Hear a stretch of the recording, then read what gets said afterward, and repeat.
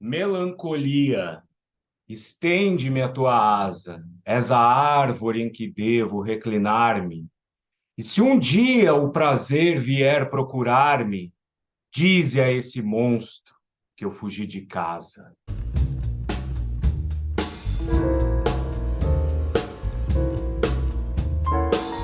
Tudo bom, pessoal? Sejam muito bem-vindos e muito bem-vindas a mais um vídeo do Doni Correia, uma teia de ideias. Este canal conduzido por mim, seu anfitrião, Doni Correia, mestre e doutor em Estética e História da Arte, além de professor, membro da Associação Brasileira dos Críticos de Cinema, a Abracine, e da Associação Brasileira dos Críticos de Arte, a ABCA. Este canal é dedicado à estética, história da arte, cinema e suas transdisciplinaridades.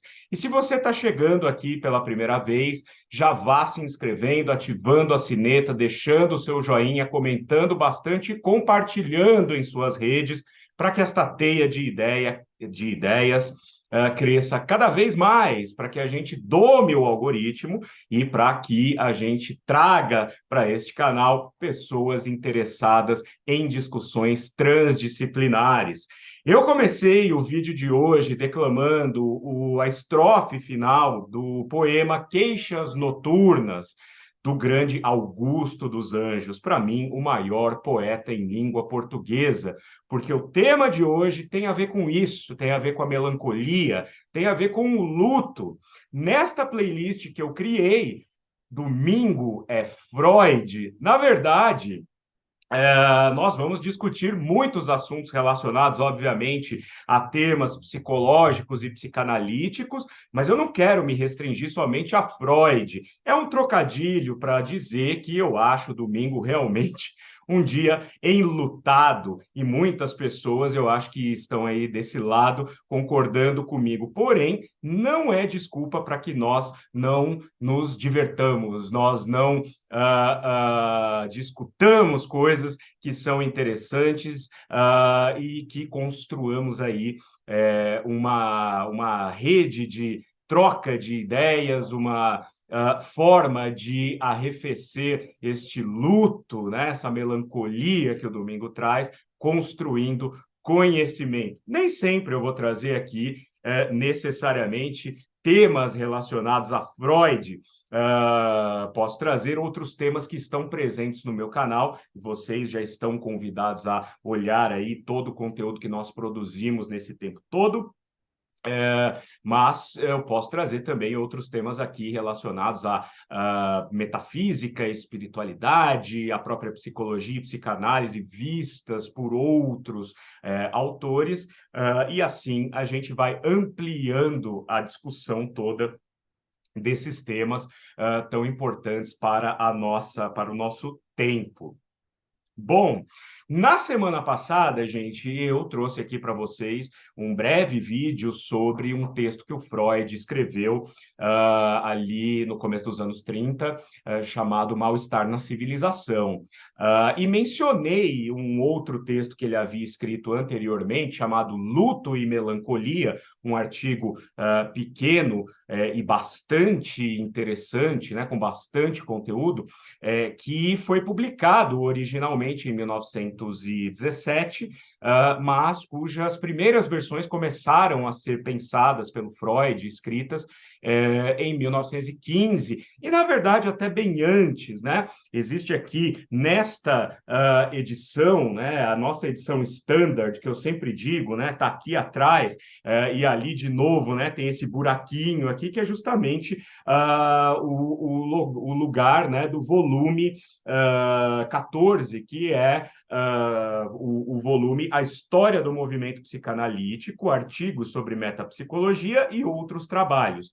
1914 e 1916. Luto e Melancolia está aqui porque, como eu disse, apesar de publicado em 1917, a primeira versão dele, a versão embrionária ali, foi escrita em 1915, depois ela foi ampliada e melhorada pelo seu próprio autor. E eu havia dito, né, havia mencionado esse texto, Luto e Melancolia, e algumas pessoas aí gentilmente comentaram no vídeo. Se você ainda não viu, vá lá, estou deixando aqui no card para vocês poderem depois dar uma conferida. Disseram que gostariam de ouvir um pouco justamente sobre esse texto, Luto e Melancolia.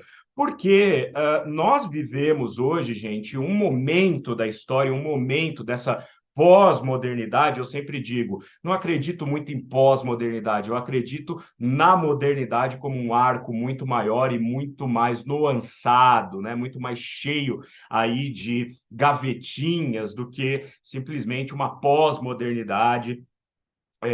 Eu creio que nós ainda somos o resquício de uma mentalidade moderna que, obviamente, deu errado. E nessa modernidade, né, nesse contexto que vivemos hoje em dia, e ainda mais depois de grandes transformações na nossa vida e no mundo de uma forma geral nos últimos anos, nós vemos crescer cada vez mais os sintomas de melancolia, principalmente, de luto, de dor, de inadequação, sentimento de deslocamento desse mundo em que vivemos. E é importante a gente se remontar, na verdade, se voltar para aqueles que trataram dessas questões lá no começo de tudo, para compreender a evolução disso e para melhorarmos, inclusive, no sentido de extirpar de nossas vidas esses sentimentos ruins que muitas vezes acabam por nos desmobilizar, por nos estancar, né? Por deixar a gente assim bastante impotentes diante da vida. Então, Luta e Melancolia é um artigo breve que o Freud, como eu disse, vai começar a escrever em 1915, depois publica uma versão final em 1917, em que justamente ele vai fazer essa diferenciação entre o que é o luto e o que é a melancolia, tá? Para o Freud, de uma maneira bastante geral aqui, o luto é um processo até considerado normal na vida de todos nós, e a melancolia é algo um pouco mais complexo e mais delicado de se lidar. Primeiro, a gente precisa contextualizar, inclusive, né, fora do texto do Freud aqui, vamos fazer um exercício etimológico aqui para entender o que significa melancolia. Melancolia é uma palavra que foi trazida até os nossos dias, que foi legada à nossa língua pelo grego antigo, né? E origina-se justamente das denominações ou da terminologia de Hipócrates até, né? O pai da medicina. Então, melancolé, né? Que é a base, né? da etimológica da palavra melancolia, em que mela ou melan, né? No grego clássico, significa obscuro, negro, soturno, e colé significa bile, né? A bile secretada pelo nosso sistema hepático. E como que é isso, né? Quer dizer, por quê? Na Grécia Antiga, né, no tempo de Hipócrates, acreditava-se que um corpo saudável só estava saudável porque existia nesse corpo um equilíbrio perfeito entre quatro elementos que seriam os elementos primordiais para a nossa existência, sendo sangue, fleuma, a bilis amarela e a bilis negra. Cada um desses elementos estariam ligados diretamente a um órgão vital. O sangue ligado ao coração, claro, o sistema vascular. A fleuma, né, ligado ao sistema respiratório, são os líquidos secretados pelo nosso sistema respiratório. A bilis amarela estaria ligado ao fígado e a bilis negra, né, ligada ao baço. Então, melancolia seria uma produção exacerbada da bilis negra que deixaria o corpo doente, assim como poderia ser com uma ou outra dessas substâncias que, então, em desbalanço, né, faria com que o corpo adoecesse. Essa ideia da teoria dos humores, né, como também é chamado, permaneceria até pelo menos o século XVIII, quando outros estudos no campo da medicina, da anatomia, do corpo humano, seriam, então, desenvolvidos para que a medicina se tornasse também mais atualizada. Mas melancolia acabou ficando por conta justamente do termo melancolé, bilis negra, tá? Então, é importante contextualizar a origem dessa palavra. Em Freud, aqui no artigo Luto e Melancolia, o Freud, como eu disse, vai dizer que o luto é até um processo natural quando nós perdemos, quando a nossa vida é, de alguma forma, assolada por uma perda de um objeto de desejo, né? Um desejo objetal que é ferido. Olha o que ele vai dizer logo no comecinho desse artigo, né? O luto, de modo geral, é a reação à perda de um ente querido, à perda de alguma abstração que ocupou o lugar de um ente querido, como o país, a liberdade ou o ideal de alguém, e assim por diante.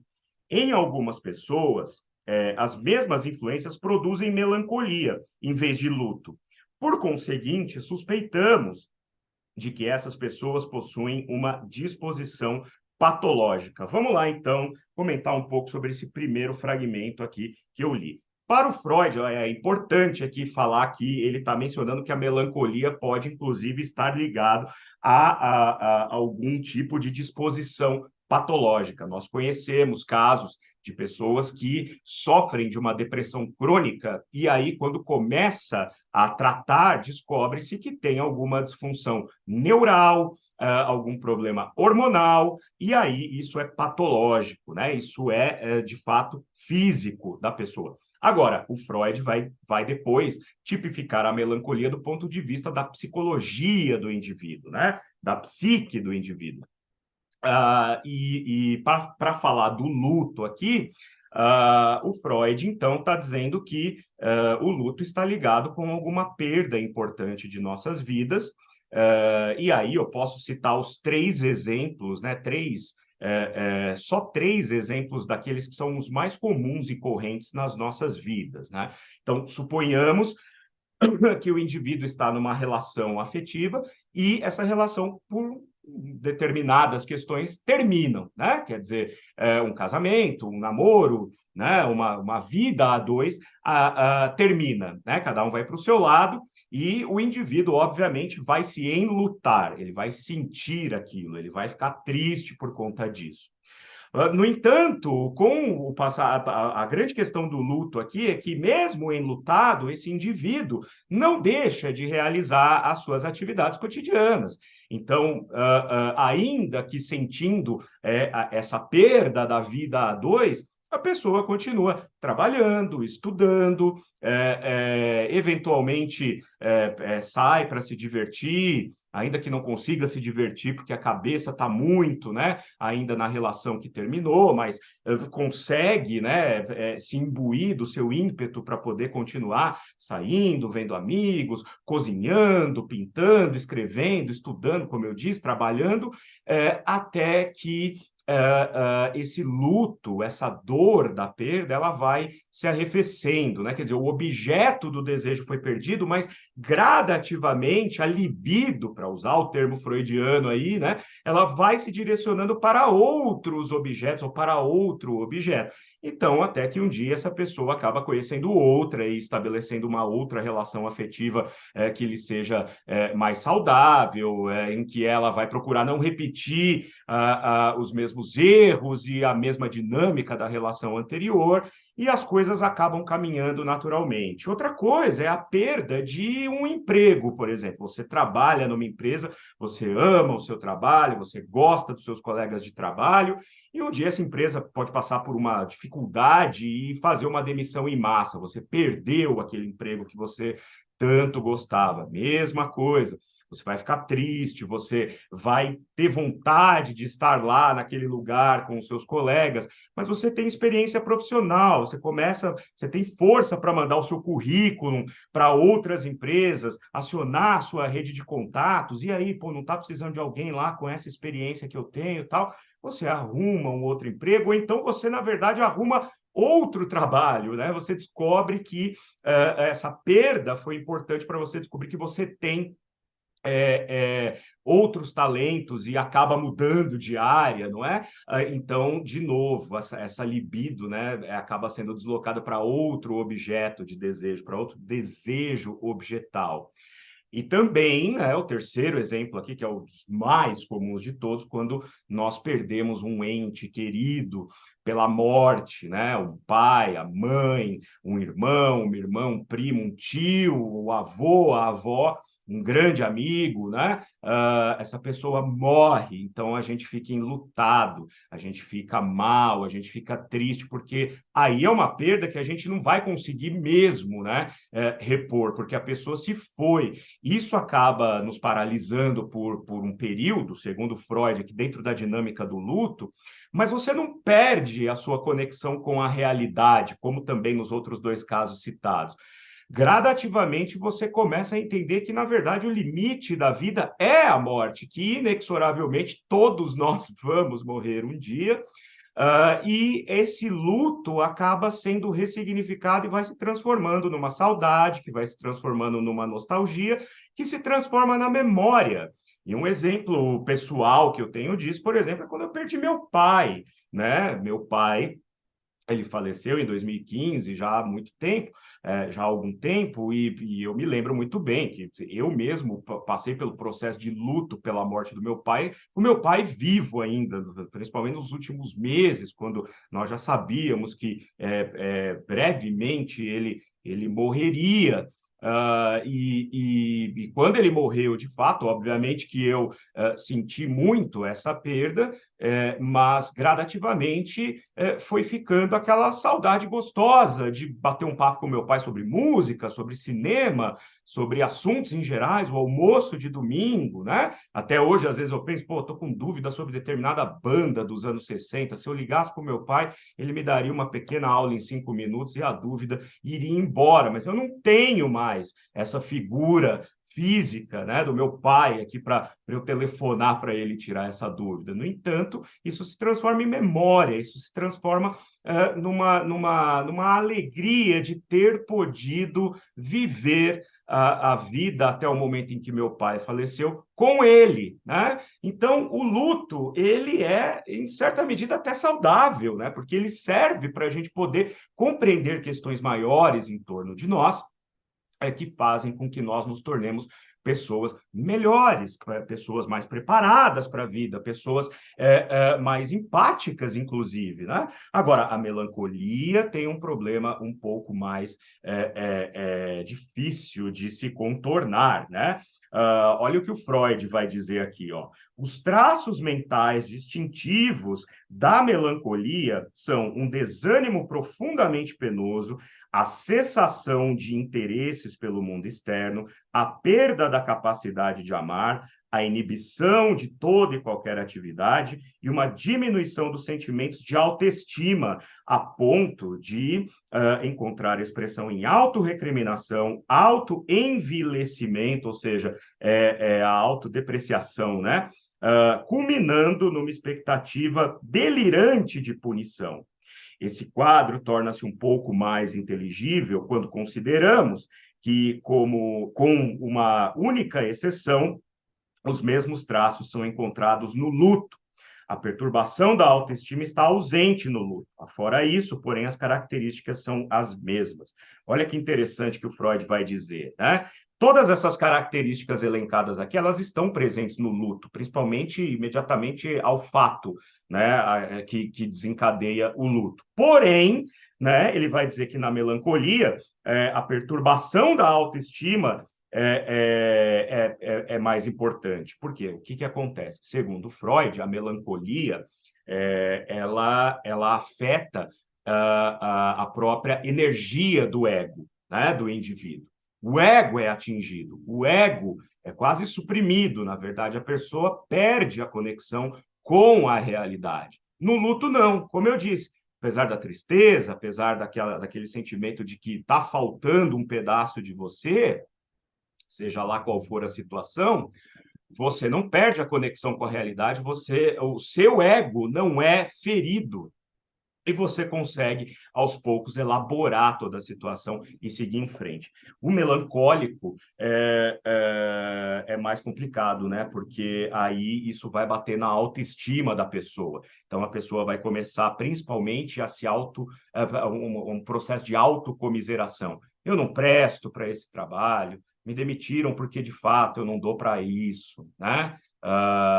Fui deixado pela pessoa que eu amava, ou deixei a pessoa que eu amava porque eu não mereço essa pessoa, porque eu sou um idiota, né? Porque eu não presto, eu sou um incapaz. Então, a melancolia ela vai afetar o ego nesse aspecto, que é muito problemático, como Freud vai dizer aqui mais adiante. Ó. Melancólico exibe ainda uma outra coisa que está ausente no luto, uma diminuição extraordinária da sua autoestima, um empobrecimento do seu ego em grande escala. No luto, é o mundo que se torna pobre e vazio. Na melancolia, é o próprio ego. Então, quando meu pai faleceu, né, no exemplo que eu dei aqui, eu sentia o vazio de que, externamente a mim, aquela figura paterna, aquela pessoa com quem eu vivi 35 anos da minha vida, não estava mais lá. Mas eu ainda me via como Doni, alguém que deveria ir seguir os preceitos morais, né, da educação que me foi dada, né, o intelecto que me foi aí encorajado pelo meu pai, que não estava mais lá para encorajar, ou seja, é um buraco que tem no mundo, mas não é um buraco que está em mim. O melancólico é aquele que vai encontrar o buraco dessa perda em si, né? E o Freud vai além, ele dá outros exemplos aqui, porque a coisa vai ficando cada vez pior se não tratado, né? E ele vai usar de novo, né, um exemplo clássico aqui, que é, no caso de uma relação afetiva entre duas pessoas. Ele diz o seguinte, ó, a mulher que lamenta em altos brados o fato de um marido estar preso a uma esposa incapaz como ela, na verdade, está acusando o marido de ser incapaz, não importando o sentido que ela possa atribuir a isso. Olha que interessante, né? A melancolia, ela tem esse aspecto. Quando você começa, então, a entrar num processo, numa espiral descendente, em que o seu ego é afetado diretamente por uma perda, você perde essa conexão com a realidade e você começa a se autopunir, mas, na verdade, para Freud, tudo aquilo que você diz sobre si, de detrator, é inconscientemente direcionado ao outro, né? E não à pessoa. Obviamente que a pessoa não tem essa noção. Por isso, as pessoas que têm uma perda importante na vida e acabam dizendo, eu não valho para nada, eu não tenho talento, eu sou feio, eu sou desinteressante, inconscientemente, essas críticas, elas são em relação ao objeto perdido e não a si próprio. Deixa eu ler aqui um outro parágrafo, só para a gente, né, fechar essa discussão sucinta sobre luto e melancolia, essa diferença que existe, a partir de um outro parágrafo aqui, que é um pouco maior, como eu falei, né? Diz o Freud, né, a página 254 dessa edição. Não é difícil reconstruir esse processo. Existem, num dado momento, uma escolha objetal, uma ligação da libido a uma pessoa particular.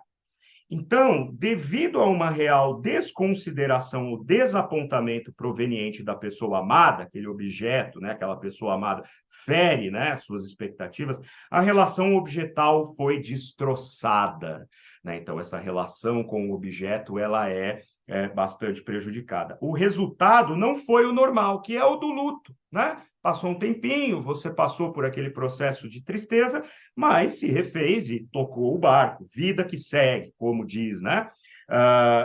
O resultado não foi o normal. Uma retirada da libido desse objeto e um deslocamento da mesma para o novo. Como eu falei, né? Você perde uma coisa aqui, depois você desloca a sua libido e encontra um outro objeto, né? Um novo objeto. Mas algo diferente para cuja ocorrência várias condições parecem ser necessárias. A catexia objetal, ou seja, essa energia, né? Catexia é a energia do ego despendida para algo, né? Para o objeto. A catexia objetal provou ter pouco poder de resistência e foi liquidado. Então, o ego foi liquidado, né? Mas a libido livre não foi deslocada para outro objeto. Foi retirada para o ego, ou seja, todo esse ímpeto do ego se volta contra si próprio, né? Ali, contudo, não foi empregada de maneira não especificada, mas serviu para estabelecer uma identificação do ego com o objeto abandonado. Então, o ego, ele deixa de ser algo do indivíduo e se funde ao objeto, né? Olha como é complexo. O objeto perdido, claro, né? Assim, a sombra do objeto caiu sobre o ego, e este pode, daí por diante, ser julgado por um agente especial, como se fosse um objeto, o objeto abandonado. Dessa forma, uma perda objetal se transformou numa perda do ego. E o conflito entre o ego e a pessoa amada numa separação entre a atividade crítica do ego e o ego enquanto alterado pela identificação. Veja que interessante, então, né? O Freud vai dizer que, nesse sentido, isso que ele está dizendo aqui nesse trecho, é que o nosso ego, na melancolia, na dinâmica da melancolia, o nosso ego foi atingido de tal maneira que ele acaba se fundindo com o objeto perdido, né? E isso é que vai nos fazer ficar ali patinando em falso, tentando encontrar uma saída para a nossa vida, mas de uma maneira aí que pode se tornar, inclusive, patológica, né? Então, essa é a grande diferença, o que vai fazer com que a gente entre num processo cada vez mais depressivo, o que é sempre muito prejudicial. Claro que o Freud, ao longo deste ensaio, ele vai, né, dar algumas respostas clínicas para esta dinâmica. Inclusive, ele vai dizer que esse processo pode estar muito ligado com a fase oral, né, as fases da vida que o Freud define ali nos postulados teóricos da psicanálise. Porém, eu não quero entrar nisso aqui, porque eu não sou um psicanalista, eu uso a psicanálise dentro dos meus estudos transdisciplinares sobre os campos aí em que eu atuo, cinema, estética e história da arte, né? Então, este é o uso que eu faço da psicanálise. Como eu não sou psicanalista, eu não quero entrar em questões clínicas para não incorrer em erros que podem depois ser piores, não é? Inclusive, se aí do outro lado você é um psicanalista, uma psicanalista, psicólogos, escrevam aqui embaixo, né? Digam se eu estou cometendo algum absurdo nessa explicação prévia aqui e completem, né, com as suas, com os seus conhecimentos de psicanalistas, né? Porque não é a ideia deste vídeo entrar nas questões clínicas que vão identificar a fundo a raiz da melancolia. Eu quis aqui trazer uma diferença que há entre o processo do luto e o processo da melancolia, baseado no que vocês me pediram do vídeo que eu postei na semana passada. E o mais importante de tudo, gente, que eu quero deixar para vocês é o seguinte: se você está aí do outro lado experimentando um processo de melancolia prolongada, de depressão, procure ajuda. Nem me venha com essa coisa de, vão achar que eu sou louco, vão achar, procurar ajuda quando a gente está com depressão é coisa de gente mimizenta, vão achar que eu sou fraco. Dane-se os outros, ninguém paga as suas contas e ninguém vai te alentar quando você está triste. Portanto, cuide de você, porque você é mais importante, a sua vida é mais importante. Aqui embaixo eu já deixei, sempre deixo em caixa alta aí o telefone para o CVV, Centro de Valorização da Vida, que é um primeiro passo para que você comece a procurar uma ajuda, porque a melancolia não é algo normal como luto, é um processo delicado, a depressão é uma doença grave, e se você sofre disso, trate-a, ninguém tem nada a ver com isso, o julgamento dos outros não importa, importa você, importa a sua vida. Domingo é Freud, gente, mas é uma alegria estar aqui com vocês conversando sobre o nosso bom velhinho, e eu espero que vocês tenham gostado desses apontamentos aí gerais a respeito de luto e melancolia. Se gostaram, deixe o seu joinha, inscrevam-se no canal, vejam aí embaixo formas de poderem nos apoiar, nossas iniciativas independentes aqui do canal Doni Correia, Uma Teia de Ideias. Continuamos ao longo da semana com os nossos vídeos às terças e quintas, e no próximo domingo, mais um Domingo é Freud. Muito obrigado, boa semana a todos vocês.